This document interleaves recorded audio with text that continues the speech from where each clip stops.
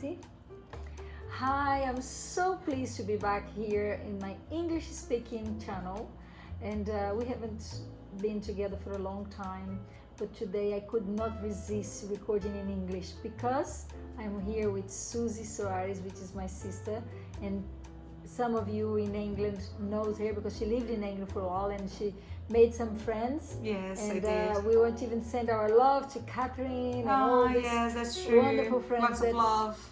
that remember us.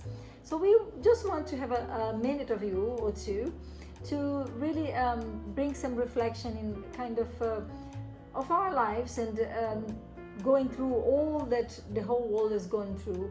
And having Susie here today, it's a real dream coming true because she has been through so much, but at the same time she is a real inspiration of perseverance and fighting, resilience, yeah. And I really want just to say, Susie, just to resume, your life since you came back from England, and here you decided to study again after so many years without being in a school. You just come first place in university. Yes. So thank you for having me here, and it's my pleasure to share this moment with Sylvia and with Giles and the children, because I have been here for a while, 15 days now, and visiting them, so it's been a pleasure. So after when I left England, we decided to go to northeast of Brazil, a city called Natal, beautiful city. If you search on the internet you will see. And there, after staying, traveling for a while in the world, I would say, because we went to Bolivia, then we went to South Africa for a while, and then England, and then we started to settle down. We decided to settle down in Natal, and it came to my mind, I want to have a profession, and I went to study, and so I chose to study because I fell in love actually with English language, and I said, well, Brazil needs English teachers, and that can understand the Brazilian reality, and so I went for this path, and I passed to the exam, like A+ or SAT in America, and then I started university. The Federal University here in Brazil is public, we don't pay, so it was the only option I could have because of my reality at that moment financially, and so I did. It's very hard to get it a is, place and there. it was very hard. It is very hard to get a place in the public university here, and I did. When I did, I was like, wow, I will make the most of this opportunity, and I studied for 4 years. And then I got a job as an English teacher in a school. For a few years I taught children, and I am very good working with children because I'm patient and creative and very committed with them, with their development, not just teaching English but teaching life. And so it was for around 7 years. And after that I decided to keep going on my career in terms of studying, and then I did a master degree in the same university, public, also funded by the Brazilian government, and I did 2 years research for my master degree. I concluded and successfully, and I was very happy. And then I started working in a very important school in Brazil, and it's a British school, funded by the British government and also Brazilian funding. So the purpose was to give opportunities to countries, and Brazil included, for them to learn English, because English really can open doors and can open ways. So I worked a few years in this school, and after almost 7 years something, I said, no, I want to study. At least I want to conclude this part of my life in terms of academic side, and I applied also in the Federal University for my PhD. And maybe you don't know this detail, Sylvia, but Wonderful. I love I tried to enter the Federal University for my PhD for 5 years. I passed on the 6th year because it's so hard And 1 year I would pass in the project and I wouldn't pass on the interview. It was very hard, the competition very hard. On the other year something would happen. Another year I couldn't do the test properly because was many problems, and I was the branch manager of this very well-known school here, and I couldn't. And on the 6th year I applied and I went and I said I'll try again because one day I will pass. And I went like very relaxed and I said, this is my year, I will. And I did the test and then I passed. And then the second stage was for them to approve my research project. And I did. And then I went for the interview. And I went for the interview and they asked me all those questions, and it's very hard. It's like a board. And I passed in second place. Hooray! That meant I got the scholarship. Congratulations. And for 3 years scholarship for the PhD, and this was funded by the Brazilian government. And so I was like, oh my God, I got it. And so I'm finishing now. I will defend my thesis by February of next year, 2022. And it's been like in progress, and it's almost in the end. It's just to finalize because the pandemic had a delay in many projects, including mine. But with resilience and persistence and really focused and passion, because when you do things because you love and you have passion for that, it makes a difference. Oh, for Because sure. you have this inner urge, and strength comes from that. And so you want to fulfill that dream, you want to accomplish. You say, well, I won't give up because that was a dream and I will go until the end. And that's what I'm doing. And I'm finishing now and I'm really happy. And of course, I'm starting a course. For the past 4 years, I have been teaching English one-to-one basically.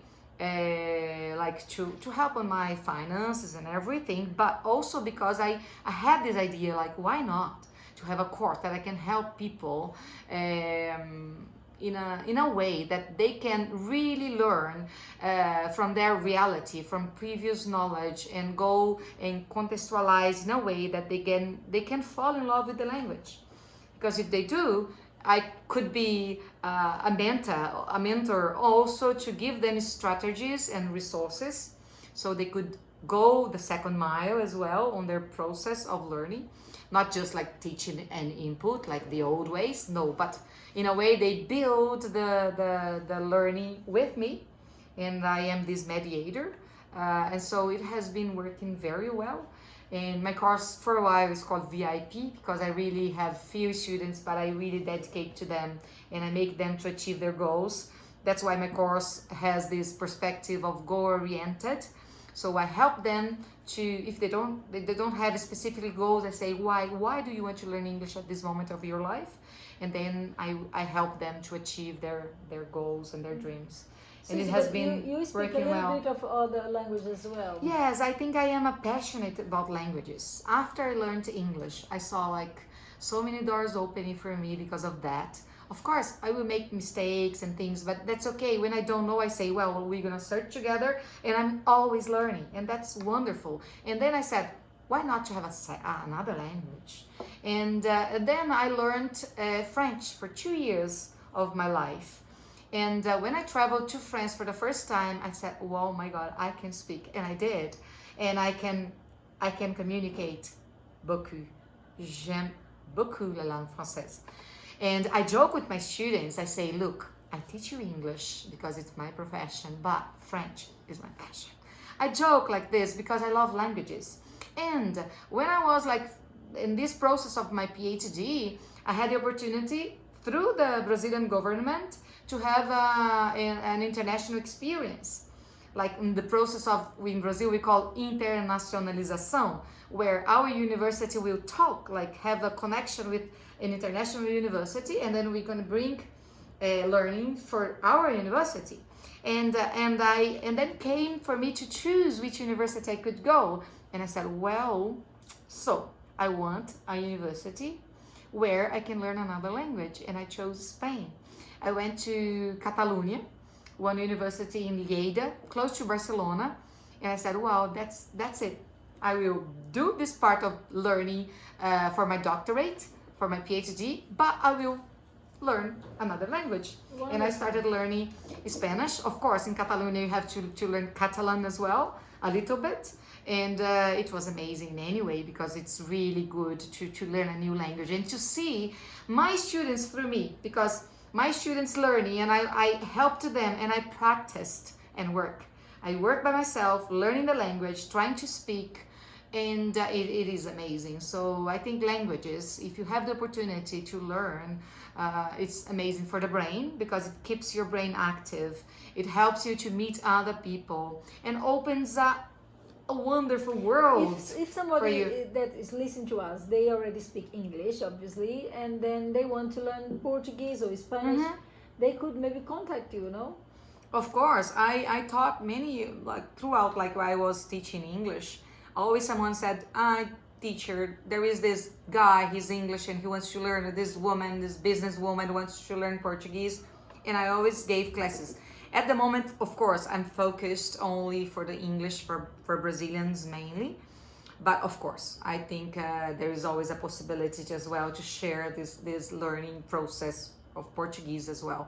And French, no, it's just a hobby, fun. just for fun, meeting people, making friends and communicating, and just like have these, like, I want to learn languages because it's wonderful and it's good, and so it's just a goal for pleasure. And actually learning languages should be pleasure first, and then it's like whatever comes after, it's okay, but I love it. So I think that's the purpose. Yeah. I'm so pleased that you are there with us. I'm so happy, Susie, for you to share a little bit of your life, your achievements, and whoever met you before has such a loving heart towards you. And so, Thank you. so have I, because we are sisters all our lives, but we chose to be friends too. Yeah. And there is a quote that they say, like, sisters by chance and friends by choice. So I think that's us. Here we go. Yeah. And we are four girls. We recorded in Portuguese the other day, just the four girls together, and it was so wonderful to reunite it after so many years, each one in a different country. And we really have like a story that where we were born in such a kind of backing, how to say, of Brazil. We were in a farm. There was no electricity, no television, no contacts, but inside of us we had a dream. We were a dreamer girls. We really had, and Susie especially, she, since a little girl, she was so fascinated for reading, for literature and also and writing. Like, I was always like, I and always for thought her books, it's coming Yes. up and her material. And then she always inspired us because she was constantly searching to study, even with the limitation we had. She was doing, long distance course, and things would come through the post office, and she would be there studying in the night and doing extra curriculum here and there. And she's still an inspiration today. She never stopped studying. And maybe you are listening to us and you feel like, well, with all has been happening in the world, maybe this moment we are here with you is just to motivate you to give yourself a chance to learn something new. If it's a language or if it's an art or music or something that can help you just to enjoy life while you're here on earth. We just need to create opportunities, because once you create your own opportunities, then other opportunities comes, and you just live a better life. While we are here, in the midst of the tribulations, in the midst of the loss, in the midst of hardship we have gone through, we need to hold on to what we have and to just look out for something. And I would say a quote that I always have for me, like a motto in my life as well, is like living a life that matters. This is very important. Like, have a meaningful life. And it doesn't matter if you like great things, whatever, because sometimes great, it's the time you spend with your family, for example, it's great. So just making life meaningful, and your surrounding, that your first people around you, and then that go expanding. But this is what, for me, it's the potential for what I see in my life, like having a life that matters. I think that's it. And Susie has a son called Johann Gabriel, Yes. for those who met him as well. Very handsome And, guy, I very know, tall right we now. love him, 22 years and old. he is also an English teacher, and we really have this, because like I said, we used to call each other like we had like the same soul, like a twin soul, Yes. because we grew up like in such a kind of symphony as sisters, and sometimes I was thinking something and she would say it, and then Yes. sometimes I would call her something and then she would say, oh my goodness, I was just thinking that, are you reading my mind? And then when she had her boy, her first child, I was still single, and then meeting my nephew for the first time, I just fell in love, and I was able to, before I had my own children, to really enjoy that kind of connection. He loved me so much. So He considered, and he considers until today, like as a second mother. so kiss Yes. to your hand, but also to just to say that we need to value the people that are in our life. If it's your brother or sister, even though maybe you don't live in the same city, in the same town, but it's time right now, as never before, for us to reconnect with our relatives, with our families, and like you said, matter what matters, and just really give yourself a little bit more to make the effort to reconnect, because sometimes life just takes us apart, and everybody's doing your own thing, and life is so busy. But at the same time, I think as never before, now is the time for us to I just be believe so. together. Any chance you have to be together. And I have been for 4 years here in Brazil, and it's the first time, I haven't been able to go to the Northeast to see her, because it's a big country. But you coming here, I said, now it's nearly midnight, and we are here recording, because we want just to grab every minute we Yes, have that's together. true. That's So true. I hope this be an inspiration to you, to just value people around you, take time to do something fun with them, and learn something new, and come to Brazil and visit us here. Yes, northeast of Brazil, Beautiful. and it's very beautiful. I live by the beach, and I didn't tell you, I don't know, but I am learning how to surf. Yeah. And I even have a surfboard. Okay, it's a long board, but I can stand still already, and I'm like, Cool. I am getting better, just for fun. I'm going to send you to the south of Brazil to learn with my champion friend. Yes, it's just for Evandro fun. Santos. We don't have to be, it's nothing. It's just like having fun and enjoying yourself, and enjoying little goals, little things, just like getting to know yourself and say, wow, what can I do for myself as well, that I can have pleasure in what I do, and sports, and I think this is beautiful, and so I've been trying to achieve those little things for myself as well. Wonderful. Because it's sometimes we all have that season in our lives, that sometimes you do a reflection and you look at your life, and we look at our lives, and you feel like a little bit of frustration, because you feel, oh my gosh, I missed that opportunity, I should have learned that, I should have done that, and you have so many regrets. But sometimes, yes, just consider it all and see what can be adjusted. But at the same time, just start to think of the good things that has happened, and how much you have achieved in life, how much you have done, and give yourself, a cheer up. And then, Yes. and when you do that, then you are able to have a new Yes. season with And more saying joy. that, yes, and saying that, Sylvia, it comes to my mind like it's never too late. That's the truth. Because imagine, I am 45. I started learning how to surf at the age of 42, just for fun and for pleasure, because I love the ocean. So it's never too late to do things that you like. That's the truth.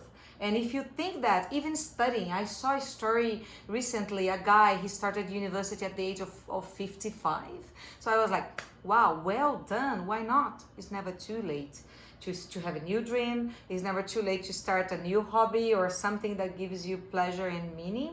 So do it. I think it's the motto for life. It's never too late to try, and then keep going. Yeah. Wonderful, wonderful. Well, keep tuned there in Sylvie TV, and time to time we will be bringing you new programs in English. And if you want to interact with us, please leave your comment and sign to the channel, so you can have the notifications there to receive new program. And if you have interest in Brazil, please contact us, because I'm traveling Brazil at the moment, and everywhere I go, I have been doing some documentaries and showing how rich Brazil is, even though we are still in the middle of the red zone of pandemic thing, which there is lots of exaggeration out there. So please don't believe only in what, let me just say, there is a life here happening where things are coming back to normal, thank God. And I hope, you know, doors will be open for you all to come and enjoy the beauty of Brazil. And if you go to Northeast, you have already Yes, you do. just like You do. Yes. a lot of Thank you.